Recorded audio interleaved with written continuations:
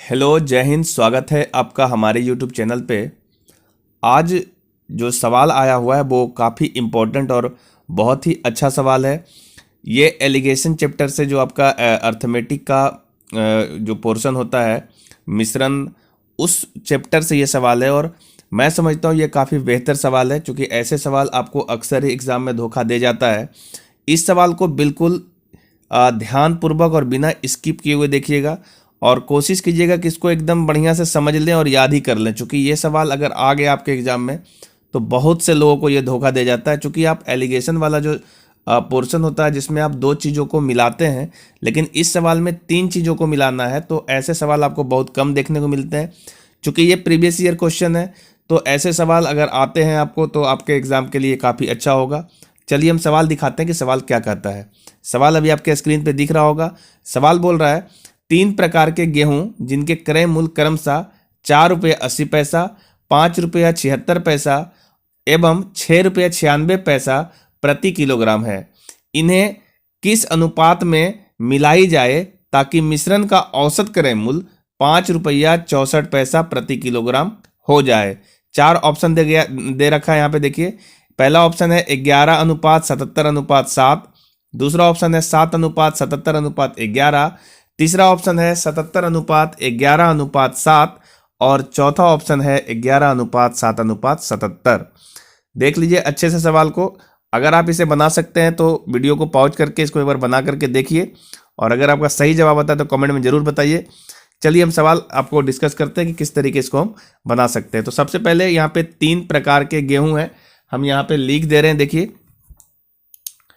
ये आपका देखिए यहाँ पे 3 प्रकार का गेहूं है। ये देखिए, पहला प्रकार का गेहूं हो गया, ये सेकेंड प्रकार का, और ये थर्ड प्रकार का गेहूं है। ठीक है, इसका बारी बारी से हम मूल्य लिख देते हैं। देखिए मूल्य क्या दे रखा है। तो पहला मूल्य है 4 रुपया 80 पैसा, तो इसको हम यहाँ पे लिख रहे हैं 4 रुपया 80 पैसा। दूसरा है 5 रुपया 76 पैसा और तीसरा है 6 रुपया 96 पैसा। ठीक है, और इसका जो एवरेज मूल्य है, हम इसको यहाँ पे लिख रहे हैं अभी एवरेज मूल्य को। एवरेज मूल्य का मतलब ये कि जो इसका औसत है ना, तीनों का मिला करके इसको मिलाने के बाद जो आएगा, जैसे यहाँ पे दे रखा है, देखिए क्रय मूल्य इसका औसत कितना है, 5 रुपया और 64 पैसा। हम यहाँ पे इसको लिख रहे हैं 5 रुपया 64 पैसा। ये आपको समझना यहाँ पे है, इसलिए हम इसको साइड में रखें ताकि आपको हम यहाँ पे समझा सके क्या कहना चाहता है ये। देखिए, इस तीनों की थोड़ी थोड़ी क्वांटिटी जब मिलाएंगे तो वो जो मिक्सचर आएगा, उस मिश्रण के बारे में कहा है कि उसका क्रय मूल्य 5 रुपया 64 पैसा हो जाए। तो कितना कितना अनुपात में मिलाना चाहिए, ये आपसे पूछ रहा है। तो आप खुद एक बार सोच के देखिए। देखिए, अगर ये पॉइंट में दिया हुआ है तो इससे कोई बहुत बड़ा दिक्कत नहीं है, क्योंकि अगर पॉइंट को आप हटा भी दे तो उससे कोई फर्क नहीं पड़ेगा। ठीक है, ये 1 केजी का दाम दिया, आप इसको 100 केजी का बना दीजिएगा तो 480 रुपया हो जाएगा, 576 रुपया हो जाएगा और 696 रुपया हो जाएगा। और एवरेज 100 केजी का जो कीमत है वो 564 रुपया हो जाएगा। तो आप डायरेक्ट 100 केजी पे भी कैलकुलेट करिएगा तो उससे कोई फर्क रेशियो पे नहीं पड़ेगा। देखिए, एवरेज किसका हो सकता है, ये 564 जो एवरेज है किसका हो सकता है, एक बार यहां पे आपको लिख के दिखा रहे हैं। देखिए 564, 5 रुपया 64 पैसा जो दे रखा है, आप इसको 564 ले सकते हैं, अगर पॉइंट चाहे तो हटा सकते हैं। तो देखिए, ये 404.80 से बड़ा है और 5.76 से ये छोटा है।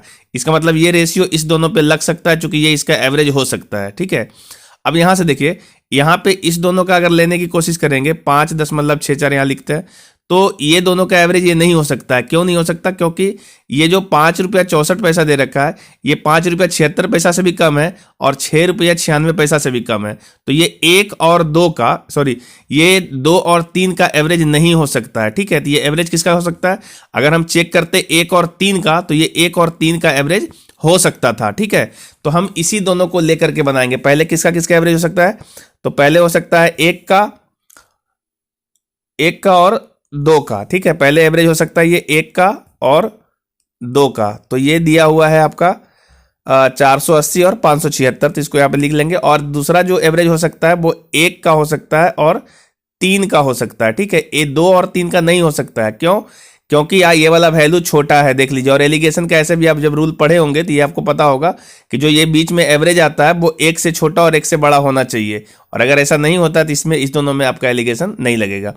तो यहाँ पे आप सारा वैल्यू को पुट कर लीजिए। ये वैल्यू है 4 रुपया 80 पैसा, ये वैल्यू है 5 रुपया 76 पैसा, और इसका एवरेज लेंगे तो ये एवरेज आपका दिया हुआ है 5 रुपया 64 पैसा, ठीक है।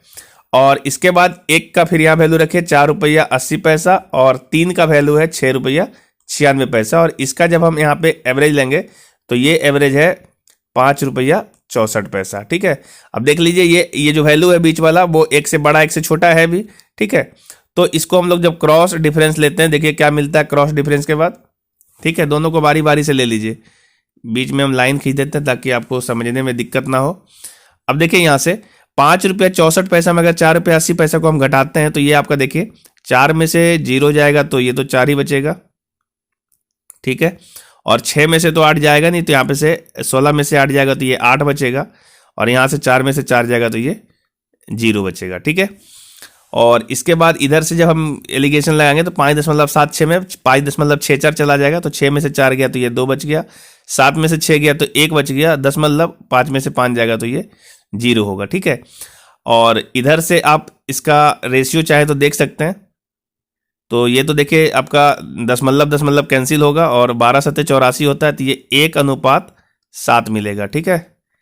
1:7 यहाँ से मिल गया है, इसको आप ध्यान में रखेंगे।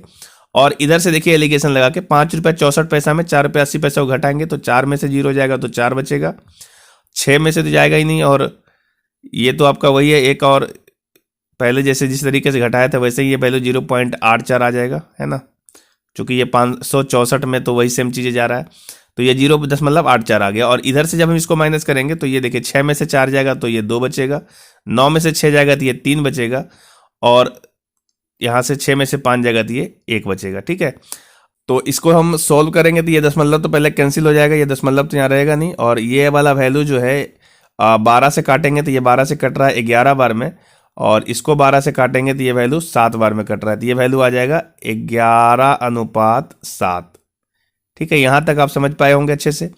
अब आप खुद देखिए, जो 1 का वैल्यू क्वांटिटी बता रहा है ना नीचे में, वो बता रहा है 11, और 3 का क्वांटिटी बता रहा है 7, और इसमें देख रहे हैं तो 1 का क्वांटिटी बता रहा है यहाँ पे 1, और 2 का क्वांटिटी 7। तो एक यहाँ पे जो आपका पहला टाइप का गेहूं है ना, उसकी क्वांटिटी 1 बता रहा है, मतलब कह रहा है रेशियो से 1 मिलाइए, जबकि यहाँ पे पहले टाइप की क्वांटिटी को 11 मिलाना, ये दोनों एक्चुअल में बराबर होना चाहिए।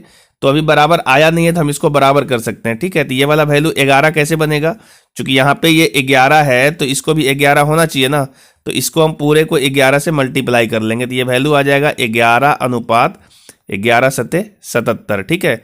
तो 11:77। तो यहाँ से हम अगर कहें कि 1:2:3 क्या होगा, तो 1:2:3 लिखेंगे तो देखिए 1 का वैल्यू कितना आ रहा है, तो 1 का वैल्यू 11 आ रहा है, अनुपात 2 का वैल्यू कितना आ रहा है, तो 2 का वैल्यू 77 आ रहा है, और 3 का कितना आ रहा है, तो 3 का 7 आ रहा है। तो 11:77:7 जो है इसका सही उत्तर होगा, जो कि देखिए यहाँ पे ऑप्शन नंबर 1 में आपको दिख रहा है 11:77:7, ये इसका सही जवाब है, ठीक है। उम्मीद है आप इस सवाल को अच्छे से समझ पाओगे। बहुत अच्छा इसमें जो पूछा गया है चीज़ें बहुत अच्छे तरीके से पूछा गया, और बहुत अच्छा कॉन्सेप्ट भी है। बहुत बढ़िया से ध्यानपूर्वक इसको देख लीजिए। आप किसी भी परीक्षा की तैयारी कर रहे हो, कोई सा भी एग्जाम हो, ये इस टाइप के सवाल तो हर एक एग्जाम में ही पूछे जाते हैं, ठीक है। आप इसको समझ गए होंगे तो जरूर एक बार कमेंट में बताइएगा कि आपको ये अच्छे से समझ में आया नहीं आया। अगर आप चैनल पर नए हैं तो चैनल को जरूर सब्सक्राइब करिए बच्चों में, और शेयर करिए ताकि और बच्चों का सवाल मिल सके। ऐसे तो चैनल बहुत सारे आपको यूट्यूब पे मिल जाएंगे, पर ये हमारा जो चैनल है इस पे हम लोग सिर्फ और सिर्फ आपके ही सवालों को डिस्कस करते हैं ताकि आप एग्जाम में अच्छा स्कोर कर सकें। तो आज के लिए इतना ही, मिलेंगे नेक्स्ट वीडियो में, तब तक के लिए जय हिंद।